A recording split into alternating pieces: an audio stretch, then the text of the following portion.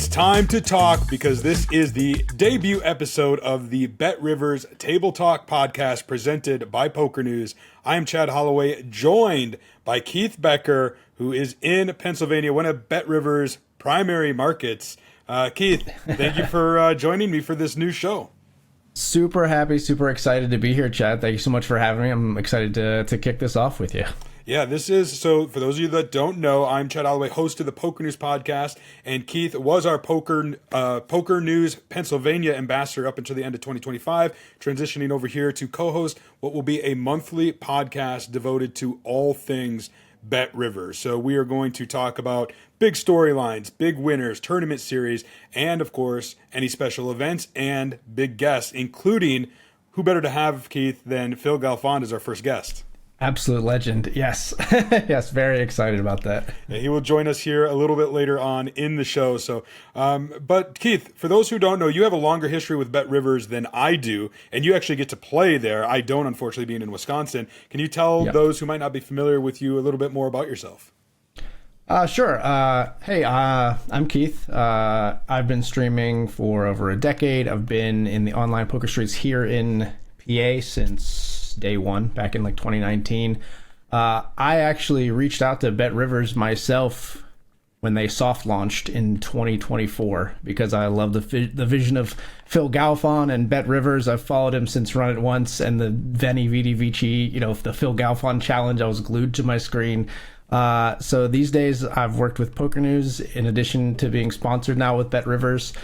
Somehow luckboxed my way into a BetRivers Poker Classic or BetRivers Poker Championship trophy, which I'll show off maybe a little bit later. But I'm not a full-time pro. I stream 3 to 4 nights a week, but I have a day job. I have a wife I adore. I have a 7-year-old who never fails to keep me humble. But I care deeply about growing the game. I really am invested in this community, and BetRivers has been the perfect place to help grow both the game and the community. So I'm really excited to kick off this podcast with Chad and dig into what makes poker fun again and how BetRivers is making it happen. Yeah, I mean, so BetRivers debuted October 31st, Halloween in 2024, so a little over a year ago in Pennsylvania.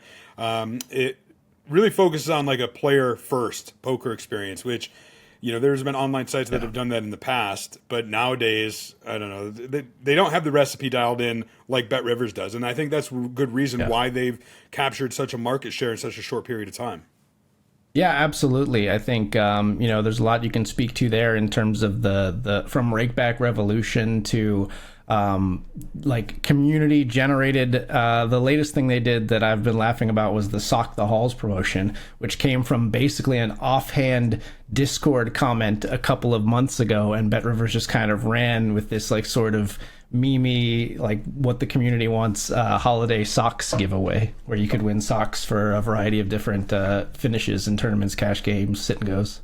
It reminds me of, the Poker Boom days where Full Tilt Poker, rest in peace to that site, but they would give you a t-shirt that said, "I knocked out a Full Tilt Pro." Yeah, well, yeah, and BetRivers did that as well with the when Galfond and Hellmuth were streaming. So, speaking of, it reminds me of, I seen it on social media, knocking somebody out. So you got to tell us a little bit about DrDad Poker, who I know you're familiar with, Dan Schill. There was a promotion, and you ended up knocking him out. You streamer versus streamer. Yeah, so it was a bust a streamer promotion where you would win tickets. If you knocked a streamer out of an MTT, you'd win a ticket equivalent to that MTT. So I believe it was a $50 event, but the first knockout of the evening, the first knockout for either of us was me knocking him out and winning a ticket. So that went pretty well. I didn't have, everybody had a chance to knock me out. I was only targeting him basically. But that was a very fun night. He is from Michigan, which is another one of the markets in which BetRivers operates. And I think that's another strength about BetRivers is they were so quick to take advantage of the multi-state rollout. I think they were the fastest ever online site to do it, achieving it in under 1 year. And not only that, they do more than just, you think Pennsylvania, New Jersey, and Michigan, of course, but they also do Delaware and West Virginia, which are you don't see other online operators operating in those two markets right now. Right. I do have to say they are not actually in New Jersey yet, but I know it's it's a high priority for them right now. I wish the most common question I get in my stream, or one of them, is when New Jersey, basically. But I don't have any specific news, but I know they are highly prioritizing that. But yeah, the launch was crazy. I mean, like you said, fastest multi-state rollout to my knowledge and from what I read in U.S. history. And, the liquidity jump was immediate, bigger prize pools, faster queues. You saw weird, fishy play. I don't want to be too rude to my fellow players, but, all of a sudden when there's a jump in player population, you also see a little influx of fish in the pool. So that's always nice. Yeah, that's for sure. And you're absolutely right about New Jersey. I was actually talking to somebody at BetRivers, and they said to me, quote, that it's their top priority for what's coming in 2026. So that's very exciting. And there's also an eye on the north of the border, the Canadian market, because there's some news there. So with Poker News, we had Kyle Anderson as an ambassador in Ontario while you were in Pennsylvania. And one of the stories he covered was the Ontario market looking to join the MSIGA and Alberta, another province. And now BetRivers is kind of keeping an eye on that and hoping to swoop into that in 2026, which is pretty exciting. That's very interesting. As someone who's involved in the community and is, in favor of the bigger player pool, the better. In my opinion, I say bring on the Euros. Some people are afraid of them. Bring on the Brazilians. But for now, we got to focus on our good friends up north. And I'd love to welcome Canada to the BetRivers pool. This has actually got to be pretty exciting for you, because what some people might not know is that you did a lot of grassroots work with the MSIGA, which is the Multi-State Internet Gaming Act, I think, where basically it allows interstate poker for those who join up. You can join the player pools from, say, Pennsylvania and Michigan. And you were really active in that, in bringing it to Pennsylvania. Yeah, I rallied people. I made a Discord that we built up and did phone calls, sent letters, sent emails to all of our local representatives, and just tried to plead with them and let them know how much it means to the players and how it would raise tax revenue and things like that. I did an interview with Representative Dunbar, which was published on Poker News, and he was great and did a great job on his end. But yeah, it was a cause that was very near and dear to me, and I was very passionate about it. I used to be, and I'm going to date myself here a little bit, but I used to be in the PPA, the Poker Players Alliance, back when that was a thing, and tried to follow and advocate even back in those days. So something that was very important to me. It seems like a lifetime ago now, because it's done, and it's not a thing I have to fight for anymore, which is amazing. But yeah, I worked hard to get this to happen, and I'm happy that somebody like BetRivers, the operator, sees how valuable it is and just went for it, and just went for that rollout as quickly as they could to grow the base. Yeah, it's awesome to have Pennsylvania not be just a segregated market, but join the larger player pools. And then one of the great things about BetRivers, of course, is the history it has with Phil Galfond, who we'll get to here in a little bit, but also Phil Hellmuth. Two of the biggest names in poker behind the brand. I'm sure we'll have Phil Hellmuth on the show, in future episodes. I actually got a bottle of his. He gave this to me over the break, or no, not the break, the summer, the WSOP. This is his bottle of water, the Path Water, very limited edition, apparently, but game used. Because Phil actually grew up where I'm at right now. I'm in Madison, Wisconsin. It's where his folks are still here. It's where I first met him. He still visits and goes to Players Bar, which is owned by Mark Pokerhole Kroon, which is a few minutes down the road. So I got a good relationship with Phil Hellmuth, and I think Phil Galfond, and the poker community loves them. And as somebody who gets to play on BetRivers, do you think having those two attached to the brand is a big draw? Oh, absolutely. I mean, you don't get much bigger in name recognition than the two Phils, and I love the content that they've been doing. By the way, the between the Phils that between two Phils that BetRivers have been doing, because they're also extremely distinct personalities, right? Phil Galfond, the Zen master, I'm always growing, I'm always evolving, sort of very strategic focused. And then you have Phil Hellmuth, who is also strategic in his own way, but extremely exploitative, extremely uses his emotions, both to his greatness and sometimes I think even he would say to his detriment. I think they're both just larger than life in a sense, and yeah, they couldn't help but grow the brand and bring eyes to the platform. What was it like? Because I know you were working behind the scenes when Phil Hellmuth was doing some streaming on BetRivers from Pennsylvania in 2025. At one point, you like went and helped set up the computer setup a little bit. What was it like to kind of do that and be behind the scenes with Phil Hellmuth? It was cool, man. You know, I will say, I think I was amazed at how hard that guy works, at how much of a work ethic Phil Hellmuth has, because he was talking about his itinerary, and he had been across the country to like 5 different stops, and not even across the country. He had been to Canada as well. He had been to like Canada, to like Philadelphia, to the other side of the country, and then to New Orleans. And that one was a trip for the Super Bowl, but he's still being Phil Hellmuth and like doing brand stuff when he's at the Super Bowl. He's not just like cutting loose, you know what I mean? Mm-hmm. And just to have that drive and that energy as he's getting a little up there in age is just so impressive.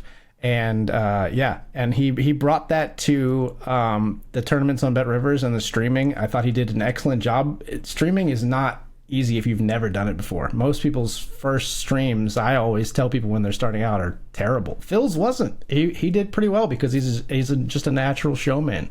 And the one thing I will say also, the other thing that he brought that was genuine was the tilt, the emotion. That's real. He was getting tilted at a $20 tournament on BetRivers. And I know a $20 tournament doesn't financially impact Phil Hellmuth. You know what I mean? So it's almost endearing in the sense that you're like, this guy, this competitive drive is not just like show. I think to me, like, unless he's just that good at putting on a show, but I felt like, wow, he is really actually furious that he just busted this $20 tournament. I mean, yeah, that's been my experience with Phil Hellmuth over the years too. Like, people ask me all the time, and I'm like, I think I get him because I'm from the same neck of the woods as he is, so I kind of know that we're cut from the same cloth, if you will. But I'm like, he is every bit what you see on TV. Like, he is that passionate, and love him or hate him, I love him. I think he's great for the game, and I can't wait to talk to him, here on the BetRivers Table Talk podcast. Like I said, we're going to be doing this once a month, but those who are interested, who might be listening, hopefully there's some new people. Like, what would you recommend in terms of becoming more involved in, what we'll say, the BetRivers community? You mentioned a Discord a little bit earlier, which I know is more Pennsylvania geared, but I'm assuming you do a lot of BetRivers stuff on there too. Yeah, so there is it's not run by me and it's not officially run by BetRivers, but there is a PA Poker Discord that we could maybe invite people to. It's a very open community. It's got like channels for all the platforms, but I will say BetRivers has been dialed into that Discord since their soft launch. They use it for feedback. They listen and respond like all the time to players' questions. Like, a question just does not go unanswered if it's directed at BetRivers personnel, which is the tag that I'm a part of, but I mostly just clown around. But they've been great. So that's a great way to get involved with the community. The other way, I mean, to shield myself a little bit, you can jump into mine or DrDad Poker streams. We're always promoting what BetRivers are doing and talking about what their promos are going on and telling you how to best take advantage of them and things like that. And jump on Poker News, because I know you guys are posting a lot of articles about what's going on there as well. Yeah, we'll also have a Poker News Discord, which I can link to, and I'll see if we can start a BetRivers thread or channel in there. So, and then of course you can follow BetRivers on social media. I know on X they're at BetRivers Poker. And to your point that you just said, I think that's one of the player first initiatives is they've kept their fingers on the pulse of the industry by having a presence on social media and interacting with the poker community. We talked about it on the last Poker News podcast about how a lot of online sites don't make it accessible for players to reach and give feedback. But I don't think that's the case with BetRivers. I think people actually feel a connection to them. No, from day one, like you said, the Twitter is maybe like the heartbeat, and the Discord is I don't know what you want to, where the analogy breaks down there, but you can go to Discord to also give feedback. But they've also even shared I think it's a website called Nolt. It's NOLT, but it's almost like a dev board where you can suggest a feature and they get upvoted and downvoted. So like you can go on, I think there's features that are shown that are completed, they've done things from that board, and then they have in development, planned like long term or planned short term, and then ones that they haven't evaluated yet. So it's really like almost community built. Not quite, right? They're not going to do everything anybody in the community suggests. That would be insane, but they're listening. Yeah, absolutely.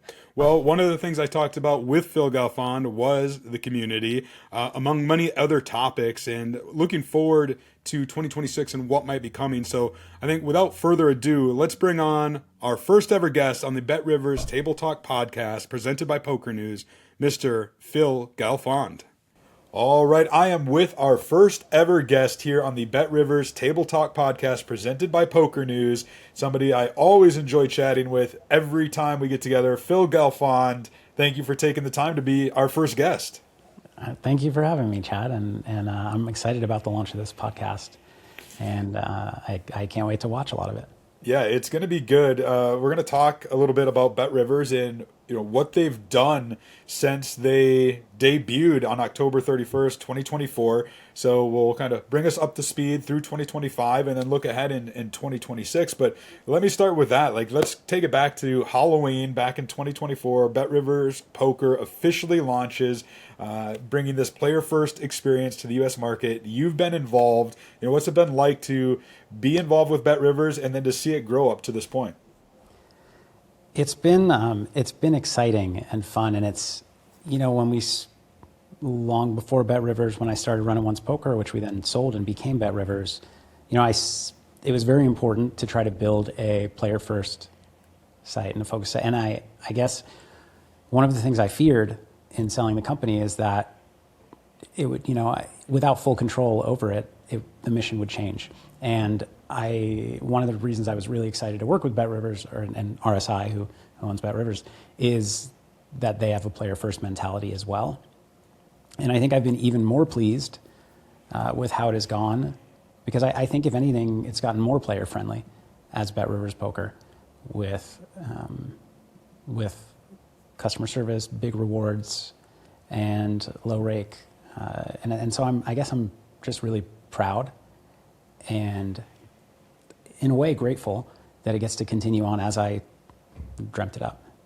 Yeah, and what it's done is not only remarkable in just accomplishing it, but in the time frame that it did. And just basically a year, they've achieved what took a lot of other operators several years to do in terms of, building that community trust, building that player-first identity, and then also the multi-state growth, right? So one of the things I know I was very excited about from 2025 was not only did BetRivers, do the multi-state with Michigan and Pennsylvania and the ones that we really know about, but they also became connected to Delaware, right? We've seen online poker in Delaware before, but it disappeared. BetRivers brought it back. And then they became the first ever online operator to be in West Virginia, which, yeah, there's small populations, but still, these baby steps really add up. Yeah, they add up. And also, it's a baby step for the company as a whole, but to people in West Virginia, it's huge. They go from no online poker to having online poker. Yeah, and I got to imagine those players in Delaware as well. It was the first time, I think, in 18 months that they had online poker back to Delaware. And right away, BetRivers setting revenue records there. I don't know. I just feel like BetRivers has taken a good market share in a relatively short period of time. Would you agree? Yeah, I would. And it's exceeded my expectations, if I'm being honest. It's hard to come into an established market, and in a game especially like poker, where liquidity is everything, you're competing with people who already have the tournament guarantees and already have player pools running. And I wouldn't say nervous, but I thought maybe this would be a big uphill battle and it would take a long time and it'd be really slow going at first. We'd struggle to get games running, and I've been really pleasantly surprised with how many players have found out about BetRivers Poker and have joined and playing the games regularly. And I think we can credit a lot of people with that, but one of the big things that we didn't before is BetRivers as a whole and their player base and their experience in these markets. I mean, I would also credit yourself as a great ambassador, and then of course we got to talk about the other Phil Hellmuth. Mm-hmm. I mean, you two are two of the biggest names in the poker sphere. What's it like to be an ambassador alongside Phil Hellmuth? It's really fun. We're kind of an odd pairing, and I enjoy that.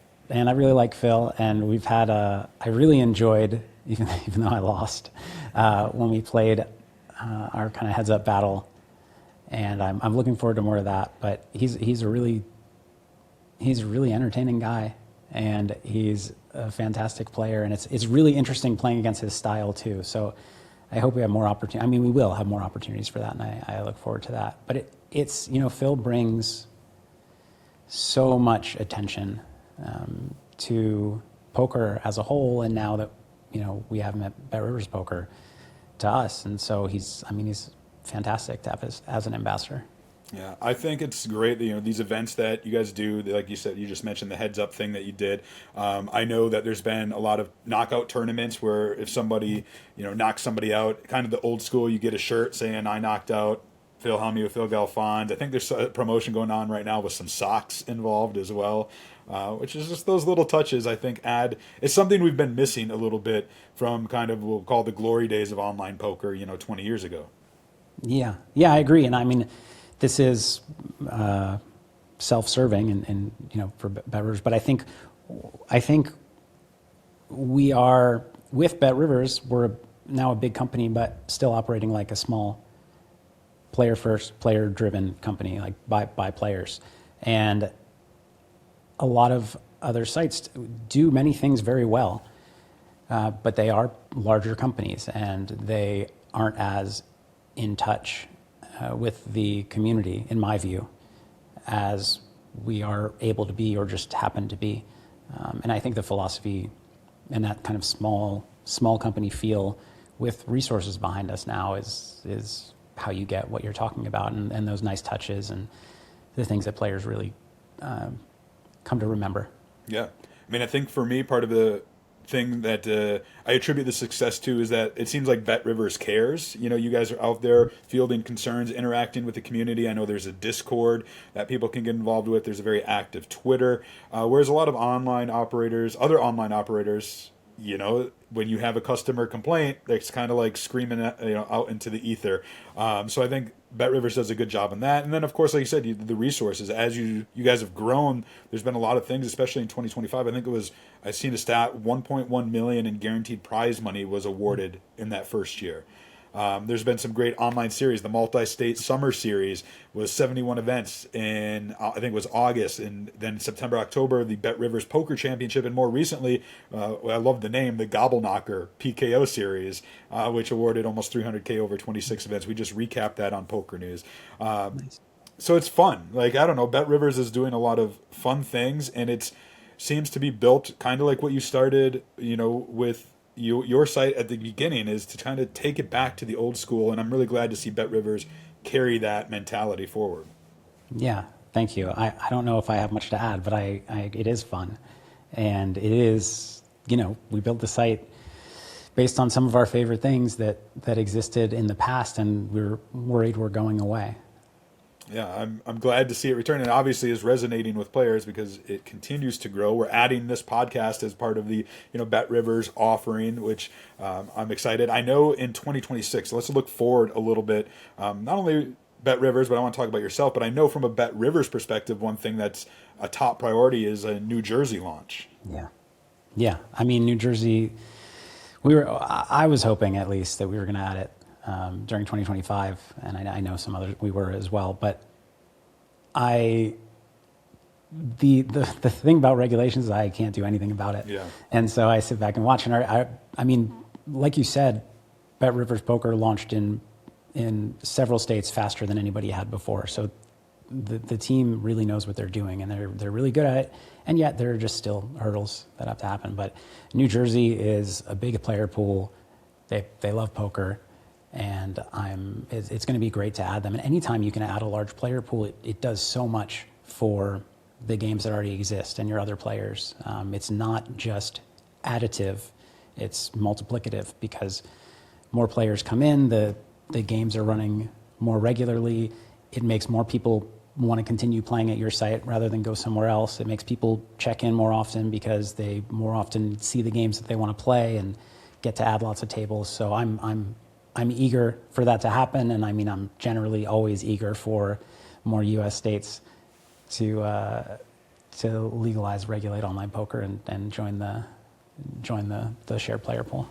And it might not just be U.S. states, because there's a lot happening north of the border in Ontario, which of course is a segregated market right now. But there's been rumors going around that they might join forces with Alberta and then also be allowed to join the larger player pool. So the MSIGA, Multi-State Internet Gaming Act, I think is what it is. But you could very well be seeing players from Ontario and Alberta playing on BetRivers sometime in 2026. Yeah, I have to be honest with you. When I was said shared player pool last time, I was like 80% sure that I was going to say MSIGA right, but I wasn't positive, so I didn't say it. Yeah, no, they're. I mean, that's like for regulated online poker to thrive, to really work long term, we have to cross borders. We have to cross country borders, and I mean, that's a large chunk of Canada. It's a very big player pool. And I really, really hope that happens, and I hope it happens soon, because it's going to be a win not just for BetRivers and for players on BetRivers, but for all operators in the regulated market and for all players in the regulated markets. Yeah, I would love to see it. I think there's big things coming in 2026. What about for you? Do you have any plans for this new year? Are you, going to be traveling? I know you travel a few times over to Philadelphia. Might we be seeing that? Will we be seeing you, playing more poker, less poker at the World Series of Poker? What's Phil Galfond planning for 2026? So it would be hard to play less poker than I did in 2025 at the WSOP. So my money's on more. But I don't really know how much more. With WSOP especially, I always go in with an idea, and rarely do I stick to it. But yeah, I will be back streaming on BetRivers Poker. I really love to play and stream on the site. I wish, and also hope one day that we're here where I live in Nevada, so that I could do that more regularly, more easily. But yes, we'll see more of that. I hope another match with Phil Hellmuth. I can get my revenge, or more likely, it just feels like lose again. But yeah, it's hard to say overall. Like poker that is available to me is limited, and so a lot of my poker play, is either on BetRivers, or if I can get some kind of, whether it's with Phil Hellmuth or somebody else, some sort of challenge, even if it's not the multi-month challenges that I did before, something smaller. And kind of the amount that I play is kind of heavily related to that. I did more recently play the NBC Heads Up tournament, which was really fun, and I'm really glad they brought that back. And if they run it again, I'll play it again.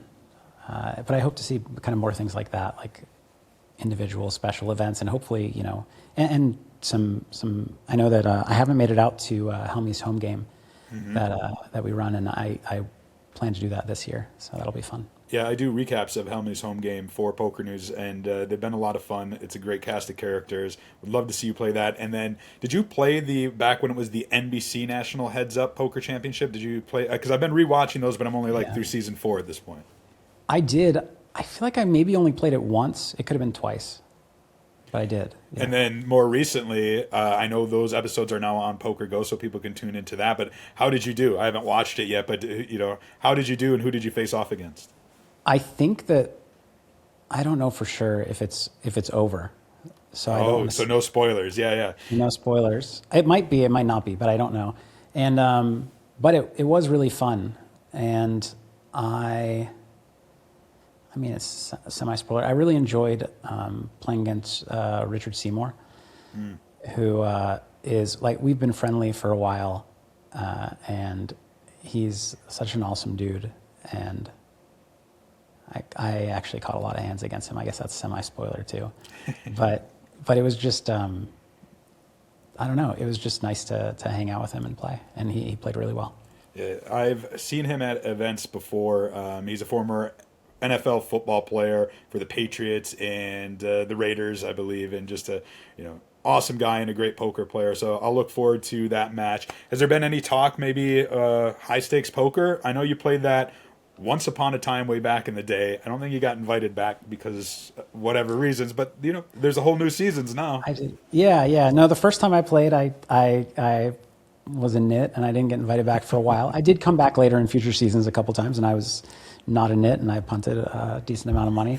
No, I haven't. Poker TV shows are so different than they were then, and there's it's really challenging for them to organize the game, and unfortunately for me, I have this reputation. Like, I'm a good player, and I am a calm guy, but I think people, my reputation kind of goes above reality, where people assume that I always know what to do, that I'm always level-headed, and that I never make any mistakes. And so, a lot of people don't like playing with somebody that doesn't feel like they can exploit, and doesn't feel like they're going to ever, kind of get one over on, which is not true. They could, but that's not to say. I mean, I'm sure I could manage to get on at some point in some lineups, and I haven't really made much of an effort, but I haven't gotten the call. Sure. Well, I definitely would like to see you on Hellmuth's home game, because that will definitely be a little more, probably a little softer, but it's also very entertaining. You can check those out online right now, I think on the YouTube channel with BetRivers as well, Poker Night in America. So, Phil, I don't want to take up any more of your time. I really appreciate you being our inaugural guest on this first ever episode of Table Talk by BetRivers, presented by Poker News. It's going to be fun. This is going to be a monthly show that we're doing, and I'm sure it won't be the last time that we have you on as a guest. And I'm sure we're going to, if and when you do those streams, have a lot of hands and stuff that we'll show on the show. All right. I hope I won't embarrass myself too much at the No Limit tables. Thanks for having me. All right, a big thank you to Phil Galfond. It's always a pleasure, always insightful. Next time, Keith, I'll make sure that you're in there with us. I'd love that. Yeah, that one was actually recorded before the new year just to fit his schedule, but it was a great pleasure, and it probably won't be the last time we have him on this show. So let's talk, Keith, a little bit about BetRivers in terms of the actual poker, primarily some of the online events that they had in 2025. I've seen a number. Combined, they had 3 online series. They had the Multi-State Summer Series in August. They had the BetRivers Poker Championship in September and October. And then the GobbleKnocker PKO Series in November, December. Between all those 3, they awarded over $1.1 million in guaranteed prize money, which is pretty incredible for the first year of operation. Yeah, the series were awesome. The fields felt healthy. It was a great mix of like recreationals and regulars, and in my opinion, they've gotten even kind of like better as they go along. I think the BetRivers Poker Championship was a particular standout because that seems to be like they're focusing on that as like a marquee series. But yeah, they've all been awesome. Yeah, I mean, I don't get to play. I get to watch afar, see your streams, see DrDad streams and others. But it does seem like they are a lot of fun. And then we do crunch the numbers. In fact, you were doing a lot of recaps about these. I think, let's see, the BetRivers Poker Championship, that was the first one I mentioned. They sent me some numbers. 71 events, $255K awarded. That was the multi-state summer. Yeah. Because the BetRivers Poker Championship was bigger. 612,000 awarded across 112 events. Were you won your event? That's where I won my event. I have the trophy right here. Yeah, got to see it. Be careful with my baby. It's got the transparent holder with the beautiful poker chip on the inside. That's actually on the deep stack PKO. They don't do the Global Poker Awards anymore, unfortunately, but they used to have a category for best trophy, and I feel like that should at least get a nomination. It's pretty sweet. It's a pretty trophy. I think even more beautiful, and I think DrDad won one of these, was the leaderboard trophy, which was even like a little bit of a tear up, because that obviously is harder to achieve because you have to win throughout the series and not just luckbox an event like this guy. But no, the BetRivers Poker Championship was awesome. The Multi-State Summer Series, I was really excited to play. I had some vacation plans at the end, and I was like doing very well on 2 leaderboards, and then I ended up like 9th on one leaderboard and missed the top 10 on the other one because I couldn't play all last weekend. It was so sad. I'm just on my vacation, like sneaking away to check the leaderboard to see how myself slide down. How, as somebody who hasn't played on BetRivers, how does the user experience in terms of the actual client and stuff stack up to, say, other online sites that you might have played in present or past?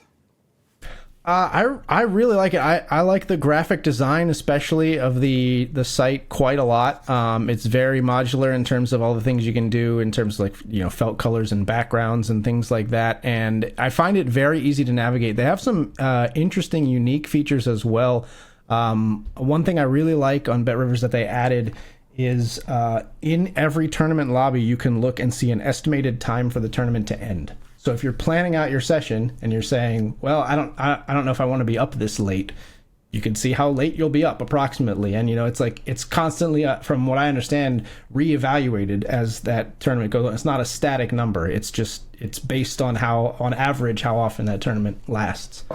So I thought that was really cool. And they're like I said, they're listening and adding things all the time. Yeah.